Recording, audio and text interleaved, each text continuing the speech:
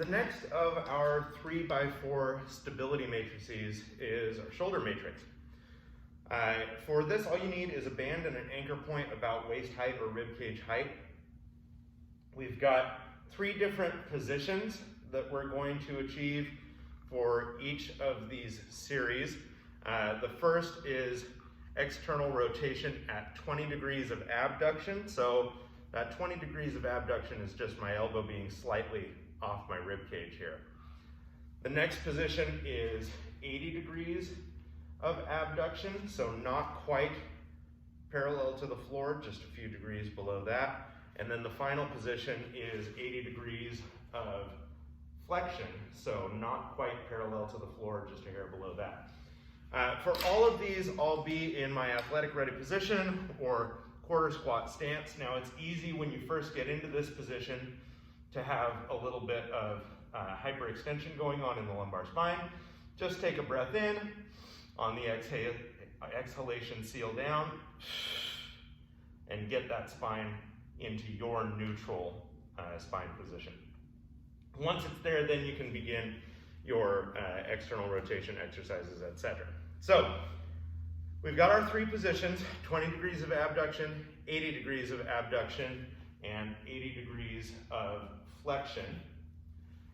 The 4 movement patterns that we're going to do here, we've got to start off with just a classic external rotation. So I'm starting off with not too much resistance on the band. I'm going to get into my base position. I put my hand here on my abdomen to make sure that I'm keeping things sealed off down there and not leaking tension and getting into hyperextension.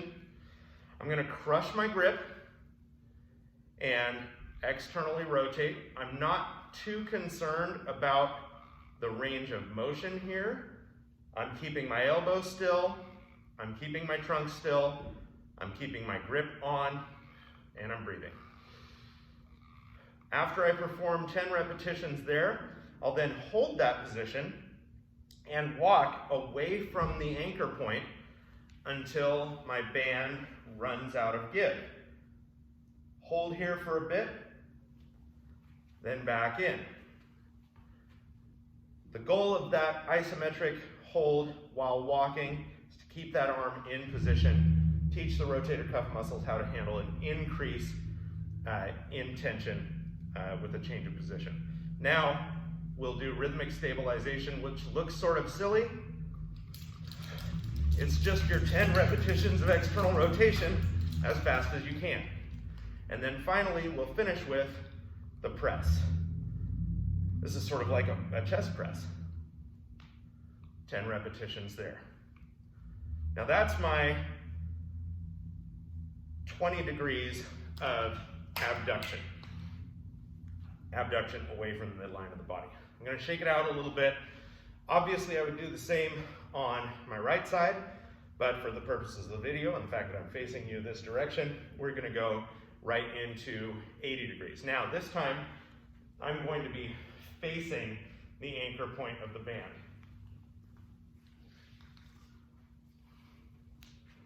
My elbow out to my side. I've got my shoulder blades retracted and depressed a little bit. I've got my abs on, so I've got things a little tucked in here. Once again, I'm going to crush the grip. I've got not too much tension to start off with here on our band external rotation. We'll perform 10 repetitions there. We'll hold and walk back. Then move forward again. Rhythmic stabilization. And after your 10 quick repetitions there, press. Our military press.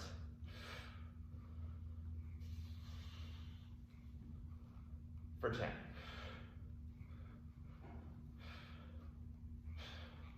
And then go to the left side. So I've got a pretty aggressive level of burn going on in this shoulder right now. Typically, by breaking it up and performing the repetitions on the other side, I wouldn't feel that accumulation of metabolic waste in my shoulder quite so much. But even if you do, that's not the end of the world. With adequate water, some fast and loose, and a little rest, that accumulation will be buffered back into the system, and you won't have to worry about that aching sensation getting to you. Our last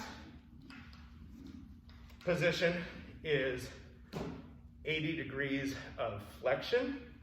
So I'm nearly parallel with the floor at the elbow. I'm going to crush the grip and externally rotate.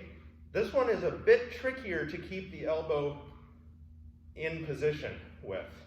It's also a little bit trickier to keep the shoulder blade depressed. Now, there's also going to be some protraction, so the shoulder blade is going to come forward a little bit for this one. That's okay. That's where it would come if we were going to be in this position.